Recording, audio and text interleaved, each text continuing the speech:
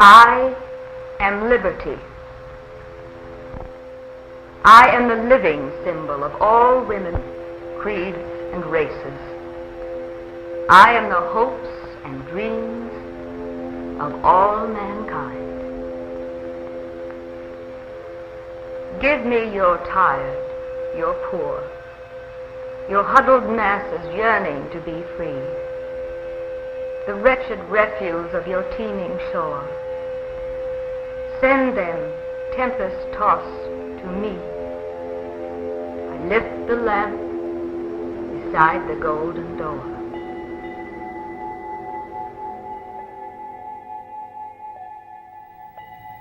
We have been compelled to create a permanent armaments industry of vast proportions. 3.5 million men and women are directly engaged in the defense establishment. Now, this conjunction of an immense military establishment and a large arms industry is new. In the councils of government, we must guard against the acquisition of unwarranted influence, whether sought or unsought, by the military-industrial complex. The potential for the disastrous rise of misplaced power exists and will persist.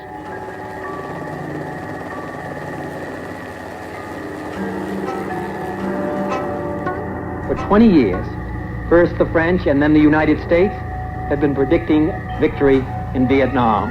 In 1961 and in 1962, as well as 1966 and 1967, we have been told that the tide is turning. We have been wrong.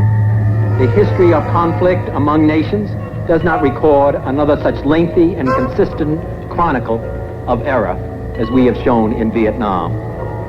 It is time to discard so proven a fallacy and face the reality that a military... My fellow Americans, not long ago I received a letter from a woman in the Midwest. She wrote, "Dear Mr. President, in my humble way I am writing to you about the crisis in Vietnam. I have a son who is now in Vietnam. My husband served in World War II. Our country was at war. But now, this time, it's just something that I don't understand. Why?" Remember what the president said about Uncle Sam already spending at the rate of $100 million a day on this war? That's a lot in anybody's language. Production is rolling, and every day new production lines are swinging into action. Freeman Hota has been named to rule the Dominican Republic, and U.S. Marines were ordered into the country. Our role is to help the Lebanese put their country together. U.S. forces are engaged in action in Panama.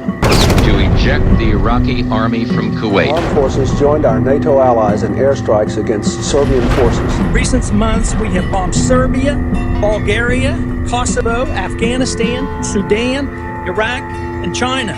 We've got to double it. Make it $200 million a day. Our war on terror begins with Al-Qaeda, but it does not end there. If Saddam Hussein does not fully disarm, for the safety of our people and for the peace of the world, we will lead a coalition to disarm him.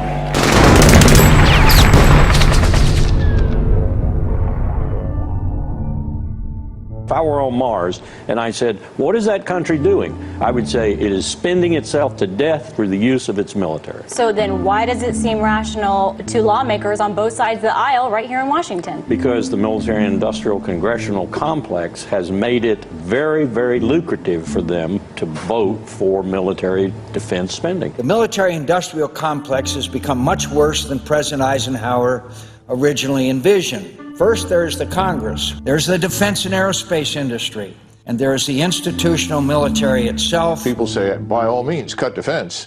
When you begin to look at what's likely to go away, people say, well, wait a minute, that's going to cost me my job. I'm not going to get reelected. I will lose money in my district, in my state, and so that's the real rub at this point. There are the voices of arms merchants, war contractors, of people who just make money off of war. They don't care where the war is or who it hurts. They just want to make money and push the U.S. into spawning another war. And members of Congress have to be wise as to when they're being played. And similarly, I've watched the magic of the FA-18. Fantastic, top-of-the-line, front-line fighter.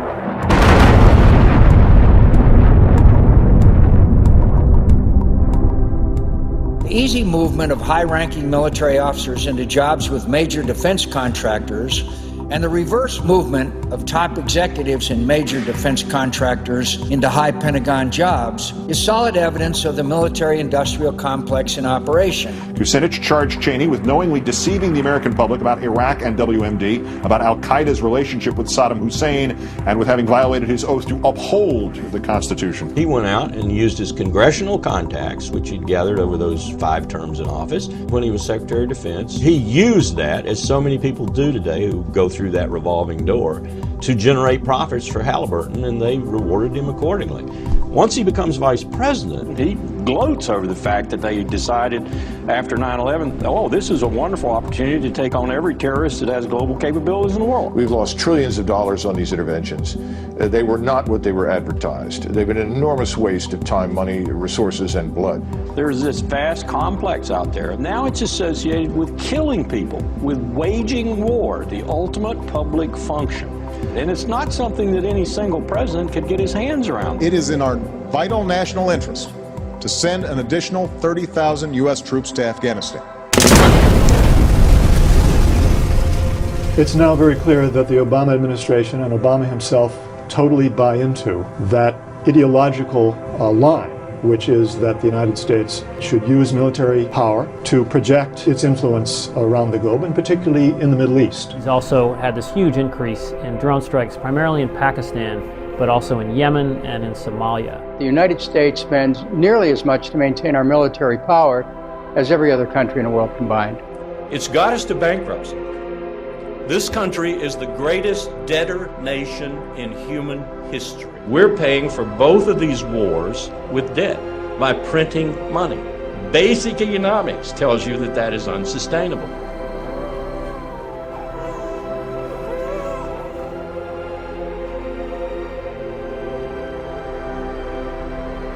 The dim trail ahead may not be always smooth, but at its end is a broad highway, a better way of life, not only for ourselves, but for all peoples everywhere.